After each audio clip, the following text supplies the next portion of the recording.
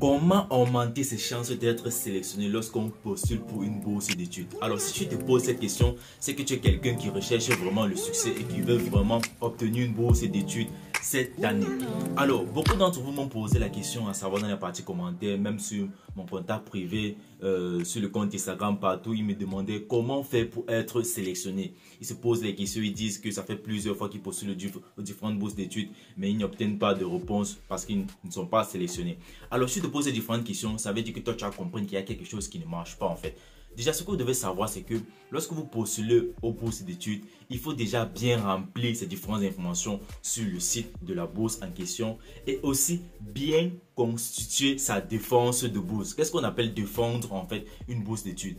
Vous défendez votre bourse d'études lorsque vous constituez ces 4 différents documents dont je vais vous citer présentement. Le premier document, c'est la lettre de motivation. Tu dois défendre ta bourse sur ce document. Qu'est-ce qui te motive à candidater pour cette bourse-là? Le deuxième document, c'est la lettre d'intention, si cela est demandé. Alors, habituellement, on demande soit une lettre de motivation, soit la lettre d'intention. La lettre de motivation et la lettre d'intention, c'est pratiquement la même chose, mais ce n'est pas la même chose. Il y a quelques petites différences. Alors, comme le nom l'indique, en fait, une lettre de motivation, c'est ce qui te motive. Une lettre d'intention, c'est quelles sont tes intentions, en fait, si tu obtiens la bourse d'études. Alors, comme troisième document, c'est la lettre de référence. Cette lettre de référence, en fait, ça doit être habituellement écrit par quelqu'un qui te référence pour la bourse. Peut-être ça peut être ton enseignant, peut-être quelqu'un avec qui tu as travaillé ou un ex-patron en fait. Mais cette lettre, c'est moi qui l'écris. Je te montre comment est-ce que tu vas demander à cette personne-là qui va mettre ces différentes informations sur cette lettre. Donc,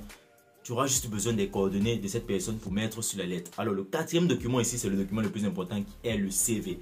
Beaucoup de personnes confondent un CV pour une bourse d'études et un CV normal. Déjà, ces deux documents ne sont pas les mêmes. Ils ne se présentent pas de la même façon. Ils ne se constituent pas de la même manière. Donc, ton CV que tu fais habituellement postuler aux offres d'emploi n'est pas le même pour les bourses d'études. Et alors, à propos de cela, en fait, les amis, j'ai constitué un PDF, un document, en fait, dans lequel il y a pratiquement ces 4 documents dans 2 versions. Il y a la version francophone, il y a la version anglophone. Donc, au total, vous aurez 8 documents, donc pratiquement 4 lettres ou 4 documents. Les 4 lettres sont lettre de motivation, lettre de référence, lettre d'intention et le CV. Maintenant, ces 4 documents sont en 2 langues, en français et en anglais, donc ce qui fait au total 8 documents. Mon objectif principal, c'est d'accompagner toutes ces différentes personnes qui sont déterminées à obtenir une bourse d'études cette année. Alors déjà, la première des choses que vous devez comprendre, c'est lorsque vous voulez atteindre certains objectifs, fixez-vous des habitudes en fait. Alors, si tu veux obtenir une bourse d'études, frère, tu dois être déterminé. Tu dois postuler en moyenne, en minimum 3 bourses d'études. Tenir en fait la chance d'être sélectionné à l'une d'entre elles. Alors, pour cela, j'ai constitué en fait ce document, ce PDF, si je peux l'appeler comme ça, qui contient ces 4 documents-là, qui est téléchargeable. Maintenant, ce document n'est pas gratuit parce que pour constituer cela, ça m'a pris du temps. C'est d'énergie pour pouvoir écrire tous ces différents documents et les traduire de la langue française en langue anglaise. Alors, c'est un document qui contient pratiquement les 4 documents dans les 2 versions, anglais et français, comme je vous ai dit, et qui coûte la somme de 20 $. Le lien de ce document est dans la partie description. Mais pour pouvoir télécharger ce document, il faut que moi j'accepte lorsque vous allez cliquer sur le lien.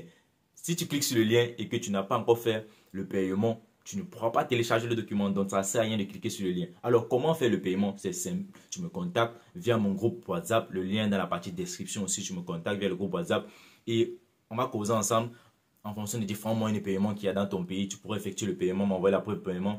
Et lorsque tu vas cliquer sur le lien, je vais accepter pour que tu puisses télécharger le document PDF avec les 8 versions des 2 langues en fait. Donc 4 langues. 4 documents en langue française et 4 documents en langue anglaise. Alors les amis, ça c'est mon moyen pour moi de vous aider. Pour ceux-là qui sont vraiment déterminés à obtenir une bourse d'études cette année. Et le conseil encore que je vous donne, c'est de postuler un minimum 3 bourses d'études pour augmenter vos différentes chances d'être sélectionné.